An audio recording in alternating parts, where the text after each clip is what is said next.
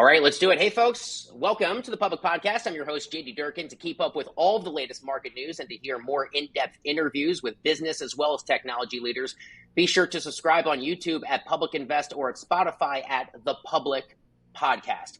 Few people, if any, currently have more sway over overall investor sentiment than the chairman of the Federal Reserve, Jerome or Jay Powell.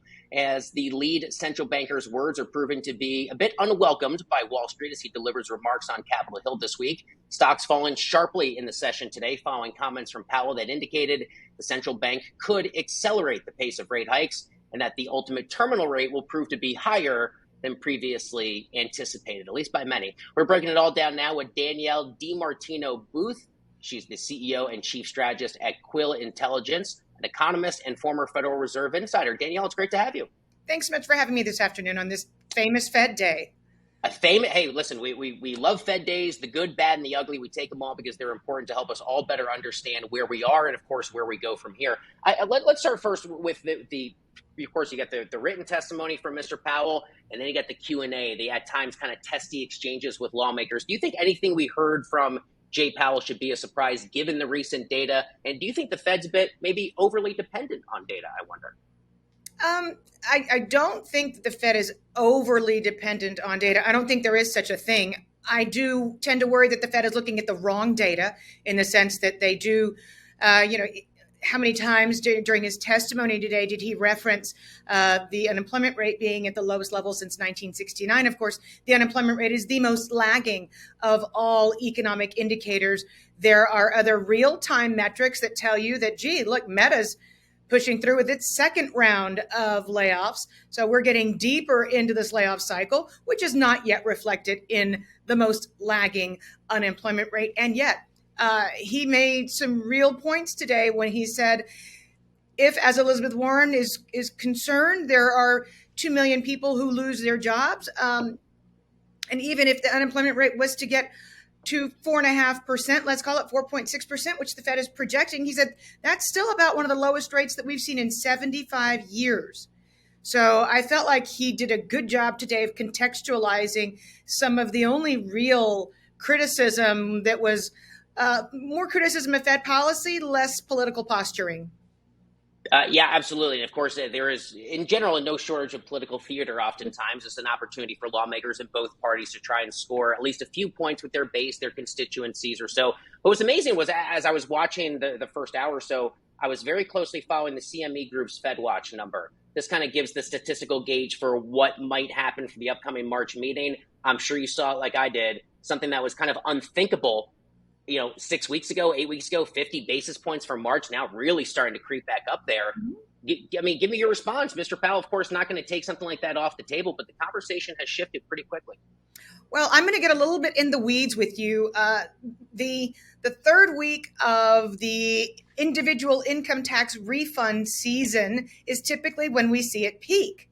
And the reason I'm telling you this is that's when you see people spending the most amount of money in terms of what the billions of dollars that they're getting back from Uncle Sam.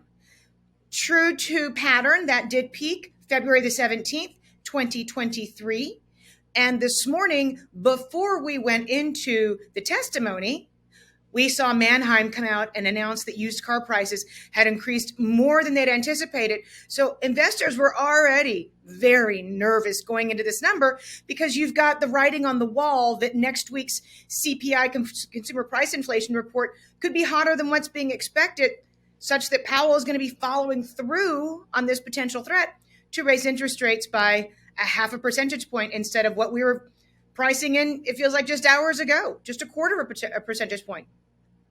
I wonder, are you personally still in the camp of 25 bips? Many people have said, all right, we're probably looking at 3 meetings of 25 apiece. Or are you now thinking maybe it is 50 and a 25, a wait and see? How do you see this playing out the next 3 meetings or so?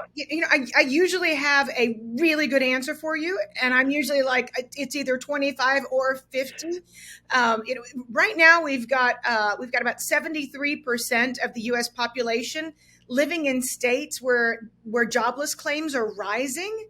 At some point, the pressure may become such that somebody at the Fed or maybe somebody outside of the Fed pulls Powell aside and says, well, listen, while we understand the unemployment rate isn't quite there yet, when three out of every four Americans also believe we're in recession, they're in states with rising initial jobless claims, you might just want to stick to 25.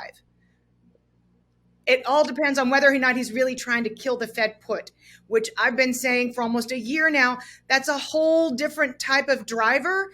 And if that's the case, then Jay Powell's going to want to hide behind data he knows to be lagging, even if he knows that's the case. If he's really trying to break this symbiotic relationship where Wall Street says, wow, I want my pacifier, and the Fed says, okay, here you go. Here's your Fed put. Here's the pivot. We're going to go back down to the zero interest rates, and I'm going to start blowing up the balance sheet again just because the baby cried. Just as a separate point, I didn't have this as a pre-written question, but it's always an interesting debate. On a day like today or in general, how closely do you think Chairman Powell follows the markets, or does he not care? I think that Chair Powell cares less about the markets than investors would like.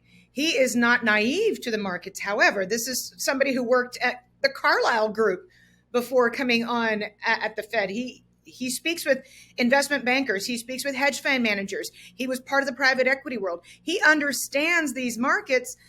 I think what he pays closer attention to, however, is issuance in the bond market.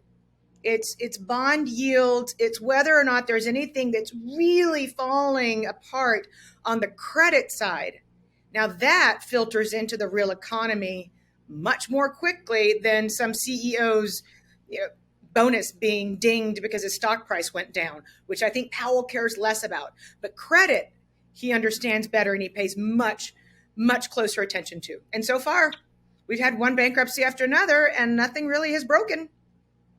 Were you surprised to see the 2-year move as much as it did today on the session? We're now over a full percentage point, at least we were at some points today, between the 2 and the 10-year. That's not something we've seen in a very long time, but we did have movement, at least on that one benchmark.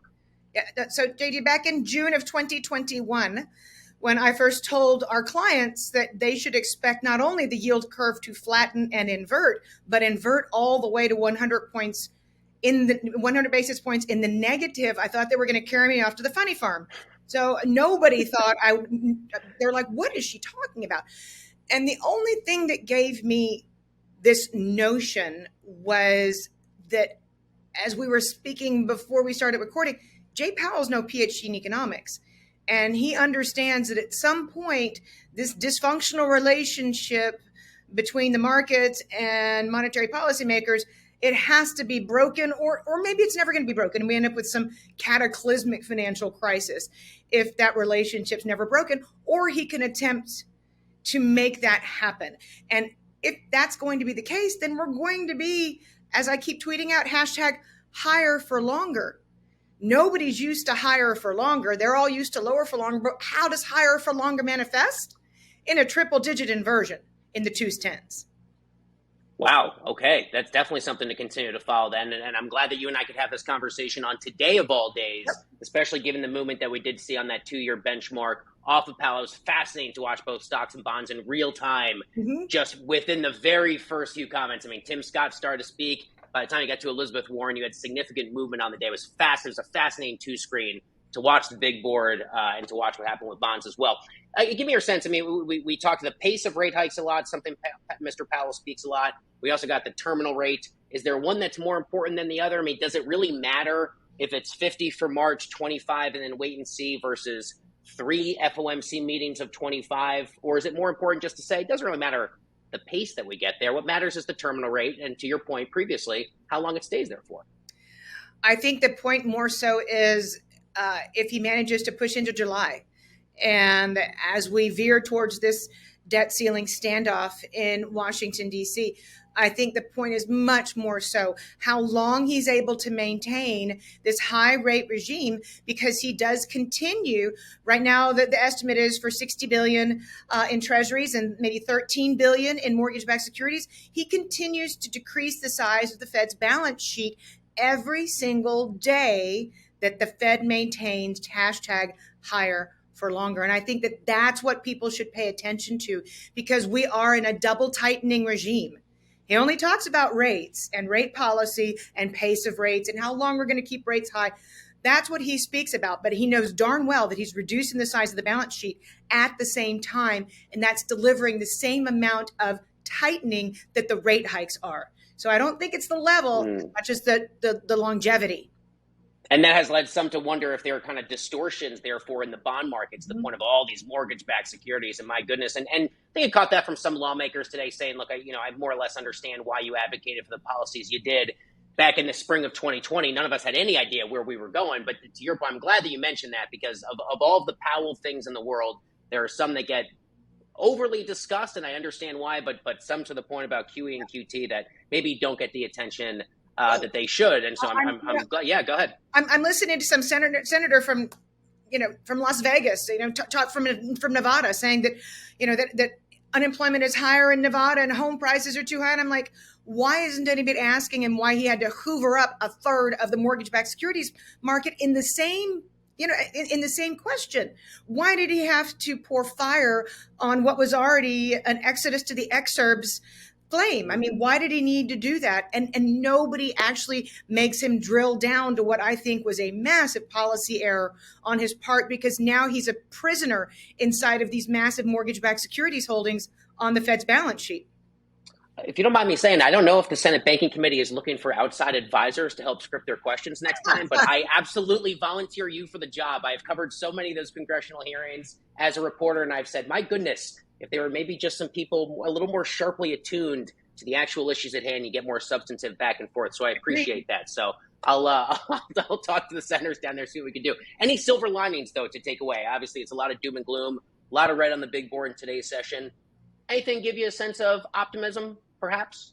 Well, I mean, my sense of optimism is on a day-to-day basis. And that's because unlike in late 2018, when the markets were behaving in a very disorderly fashion, things just were going haywire. Even though we had a big down day in stocks today, and even though yields popped up and the yield curve is, nothing that we can see right now is disorderly. And I think the financial market participants need to understand that this is not a Christmas Eve 2018 bloodbath in the market and 41 record days of no high yield issuance. That's not the backdrop right now. We still have functional equity markets. We still have functional credit markets.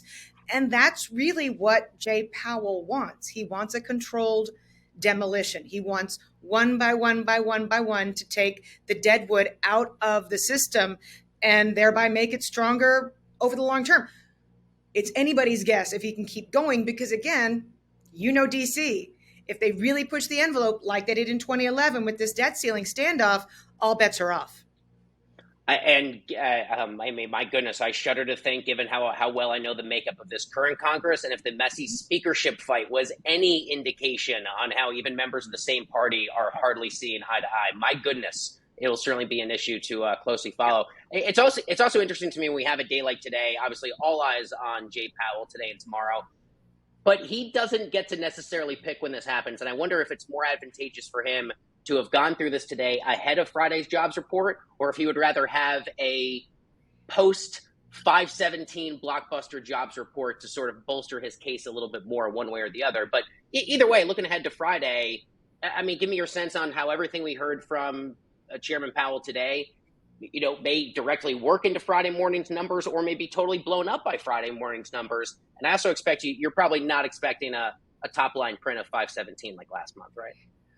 Well, I'm certainly not expecting a top line print of 517 because the seasonals just are not as strong. February was a more normal season, weather-wise. And obviously, the Bureau of Labor Statistics right now is having a very hard time with post-pandemic seasonals because they're still using 5 years of seasonals that apply to the pre-pandemic era when things weren't as haywire. But to answer your question, I actually had a client ask me this question, and I will be paying very, very close attention to Jay Powell's tone tomorrow because it's highly unlikely that he would have the payroll report in hand 72 hours in advance.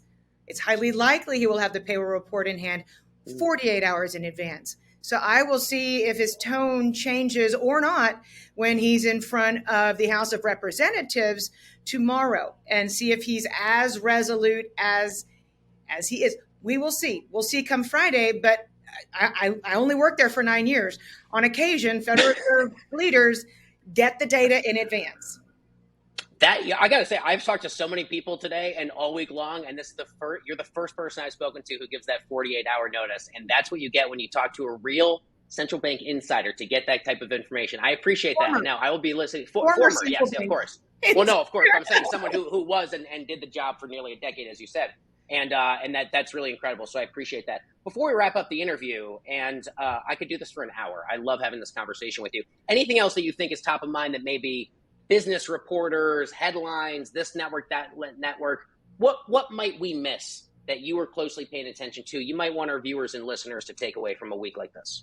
So beyond the debt ceiling, which I always make mention of, but we've already spoken about, I'm really paying attention to the negotiating tactics in commercial real estate right now.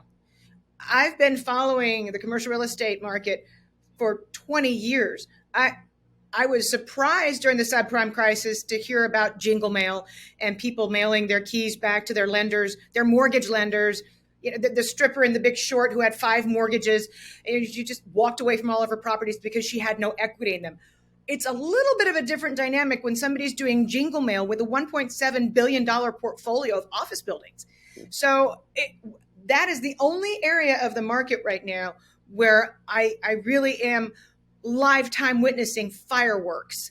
And it may be arcane, but it's really important to see what's happening because this is a massive asset class within the United States of America. And it gives us inklings as to what might happen with asset-backed securitizations, car loans, high-yield bonds. So, you know, we have a large credit market in this country. I pay closer attention to it than many do. But wait and see if the skyscraper down the block is just like, sorry, we couldn't negotiate, just gave it back. Unusual, but follow it. Mm-hmm. Awesome context, awesome perspective and conversation. Danielle DiMartino Booth, great to sit down with you here on Public, and thanks for taking the time. Thank you for having me. Appreciate it.